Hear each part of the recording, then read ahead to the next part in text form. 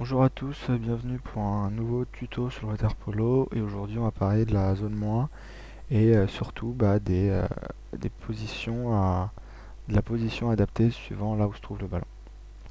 Donc voilà, une zone moins, alors ça vient alors à la base d'une action, enfin à la base on est en égalité, 6 contre 6, 6 joueurs de champ et il y a un joueur de champ qui va se faire exclure. Donc là on va considérer un joueur de champ lambda sans précision, ça importe peu ici. Ça va être une configuration qu'on va pouvoir attendre d'une zone moins. Les 5 défenseurs en noir, du coup, vont devoir se resserrer au maximum au niveau de leur but pour éviter de prendre le but. Il va y en avoir 2 au niveau des poteaux, un au centre et 2 un peu plus devant. Alors, si après on va considérer un premier mouvement, ça va être par exemple voilà, la balle qui va passer du demi-droit à l'ailier, ici.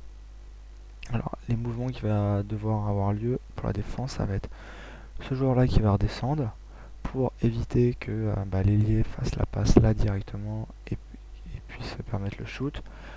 Lui, le centre qui va venir se resserrer également pour la même raison. Et on va avoir le gardien toujours qui suit le ballon. Ce joueur-là qui va redescendre pareil pour éviter la passe de l'ailier vers lui. Et ce joueur qui en fait va fermer son poteau et son but à lui ça va être de ne pas prendre de but petit côté. Donc voilà, alors là c'est le bras droit qui est bras gauche qui est noté, pardon. Faut savoir que en général c'est des cochers qu'on a ici, et après c'est une prise de choix individuel de savoir est-ce qu'il vaut mieux lever le bras gauche pour le petit côté ou le bras droit pour la position par rapport à l'adversaire direct. Alors après vous pouvez toujours demander l'avis de votre gardien, ce qu'il préfère. Ça sera peut-être la meilleure chose à faire si vous ne savez pas quelle décision prendre. Voilà, hop, ça va être un peu le positionnement qu'on peut attendre. Donc là il n'y a pas le bras qui est matérialisé, mais toujours un bras levé. D'ailleurs les 5 joueurs doivent toujours avoir un bras levé, on verra ça sur la fin. Si on fait un autre mouvement du ballon qui va atterrir ici, alors on va devoir voir le demi qui monte, pareil. Alors il monte en rétro toujours, c'est un mouvement de tiroir en fait, il monte, il redescend. Quand il monte sur le joueur, ça va être toujours en rétro et bras levé. Bras levé pourquoi? Tout simplement pour éviter le shoot. Parce que là voilà, il y a un angle qui est non négligeable pour tirer. Tac, le demi-centre qui va également du coup venir aider sur la gauche. Celui qui était au poteau va se recentrer pour serrer sur ce joueur-là, toujours éviter la passe. Et le gardien toujours en mouvement.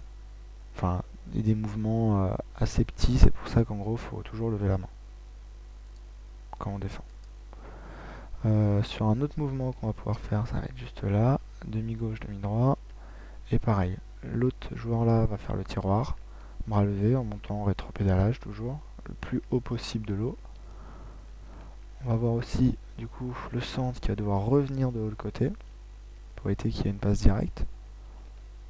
Ce joueur là qui va devoir redescendre pour faire le tiroir toujours. Il peut redescendre en crawl, c'est pas un problème. Vraiment que c'est assez rapide, ou en rétro, c'est à lui de voir, mais il faut que ce soit assez rapide quand même. Et le gardien, toujours un petit mouvement. Alors voilà, là je le mets ici, mais c'est valable pour toutes les autres positions aussi. Mais toujours avoir un bras levé, toujours pareil, là pour fermer ce petit côté ici, là, ça peut être pratique. Voilà, lui aussi, bras levé pour fermer, du coup, non plus le petit côté, mais un shoot en diagonale. Voilà, alors, un autre mouvement qu'on peut apporter, ça va être, du coup, le dernier qu'on n'a pas vu, ça va être celui-là. Une passe ici sur l'aile. Le but, ça va être d'empêcher les passes aux 2 mètres et de fermer le petit côté.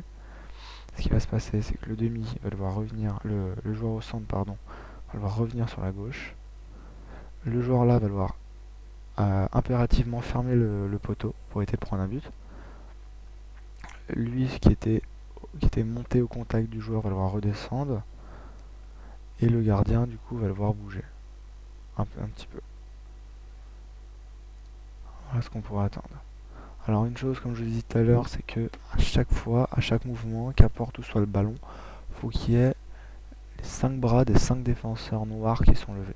Alors ils ont tous un but, ça va être de dissuader et d'empêcher un but. dissuader le shoot et empêcher un but. Donc là, comme je vous ai dit, bras poteau. Donc une décision à prendre entre bras poteau et bras ballon.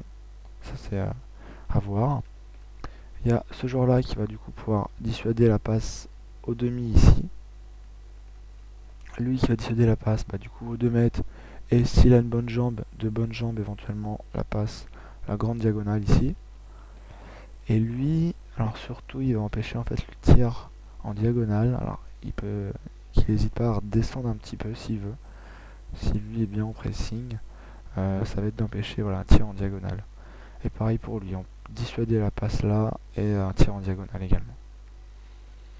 Donc voilà, c'est tout pour les positionnements sur la zone moins. Et je vous donne rendez-vous pour un nouveau tuto prochainement.